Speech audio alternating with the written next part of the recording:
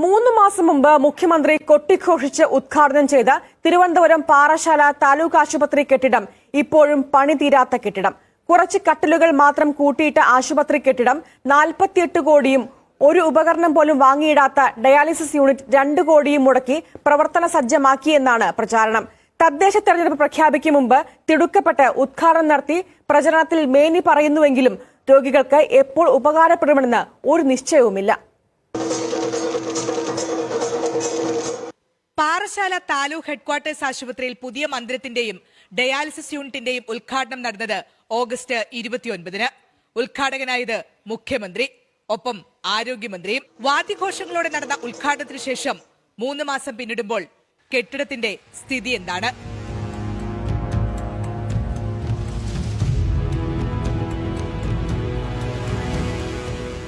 വാർഡുകളെല്ലാം പൂർണ്ണ സജ്ജം എന്നാണ് ആരോഗ്യമന്ത്രി ഉദ്ഘാടന സമ്മേളനത്തിൽ പറഞ്ഞത്. പക്ഷേ ഇതാണ് അവസ്ഥ.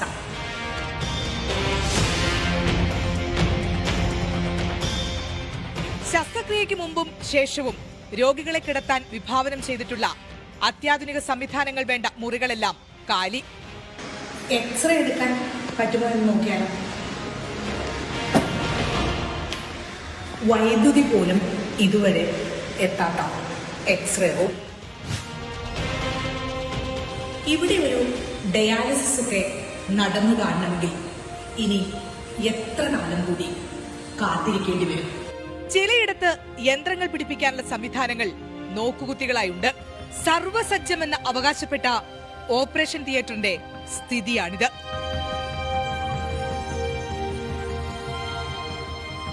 മൂന്ന് ഓപ്പറേഷൻ തിയേറ്ററുകളിൽ ഒരെണ്ണം മാത്രമാണ് ഭാഗികമായെങ്കിലും പണി തീർന്നത്. പണി കയറും അടുത്ത് ഇനി ഒന്ന് ലിഫ്റ്റിൽ കയറാം എന്ന് വെച്ചാൽ ഇതാണ് ലിഫ്റ്റിന്റെ അവസ്ഥ. മറ്റ് പരിശോധനാ സംവിധാനങ്ങളുടെ കാര്യം പറയാതിരിക്കുകയാണ് ഭേദം. കെട്ടിടത്തിന്റെ മുകൾ നിലകളിൽ വൈദ്യുതി പോലുമില്ല.